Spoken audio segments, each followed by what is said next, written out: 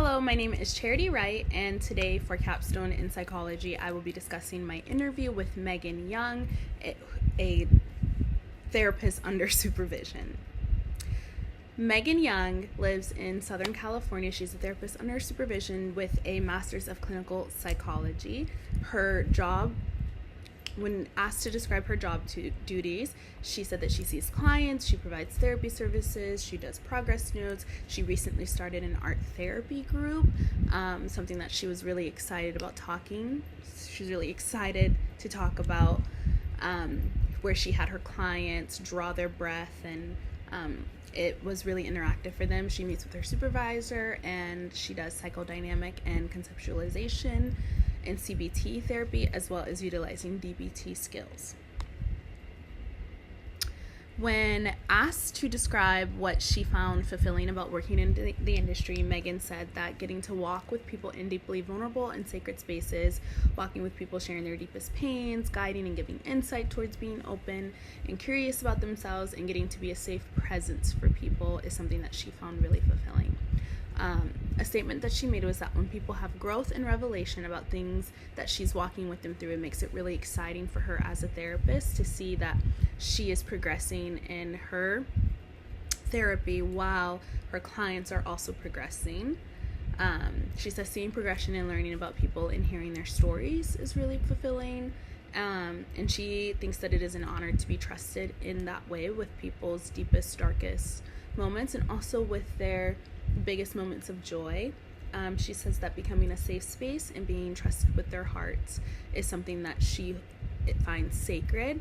And she also said that it's something that's fun, and there's something new every day getting to work with clients, and it's a big part of her faith walk, right? She loves being able to walk with people, even though she's not a Christian therapist. She is a Christian who happens to be a therapist.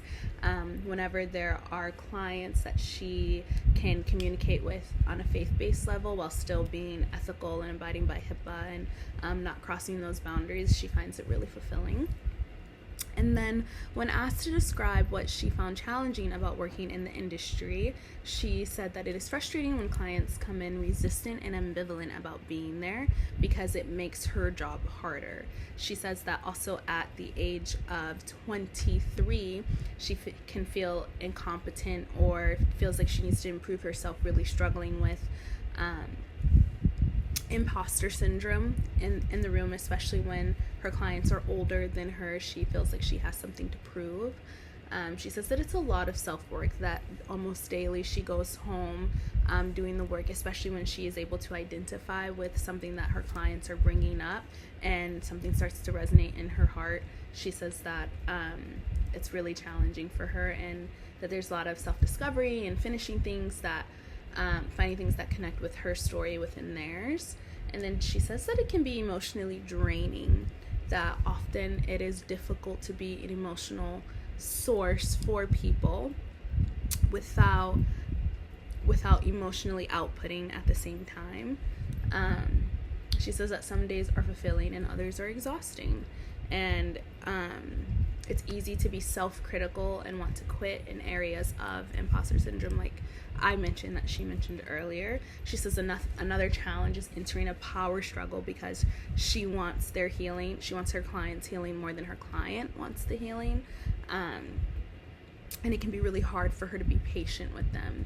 And so she's constantly having to check herself and make sure that she's not taking things the wrong way. And another big part of her was another big challenge for her is carrying with her the things that she is experiencing or that's being unloaded onto her outside of work. There's almost not always a healthy outlet for her to figure out and work through what she is learning with her clients.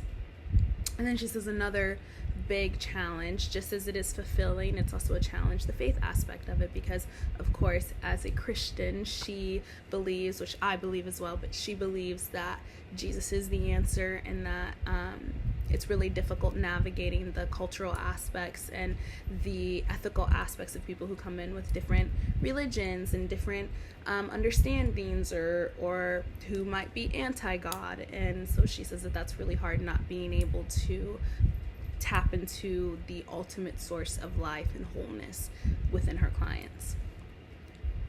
And then when I asked her what does she do to continue professional growth in the field, she's actually getting her doctorate of clinical psychology, so she's doing quite a lot. She's still a full-time student while being in full-time supervision as a therapist, and she says she's doing group supervision, and a ton of her classes are geared towards development.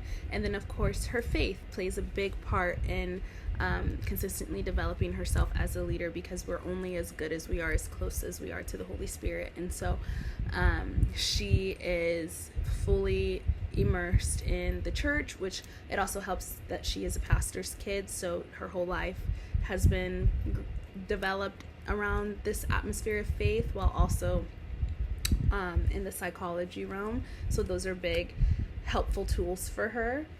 And then when I asked her what does she recommend for a student pursuing working in the field, she said, it was really sweet, she gave a list actually. She said to be patient with ourselves, to remember that clients have been pretty resilient before they met me, and it's not all on me. She said to find strengths in your clients, and then to affirm strengths in yourself and grow in what we need to. And then something that was really important, she said, was to keep a hobby and trusted people, and then, of course, to get your own therapist.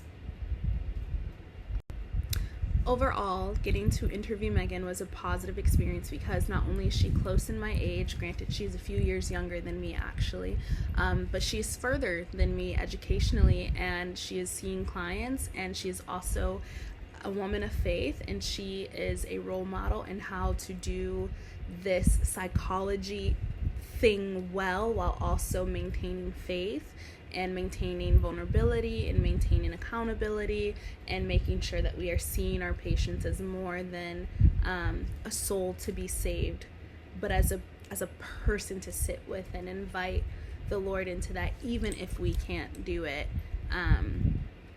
in a clinical setting, to be actively praying for our patients outside of our 1 hour 45-minute therapy sessions. And so it was super insightful. I'm grateful for all that Megan has given me access to, and I'm excited about my future as a therapist. Thank you.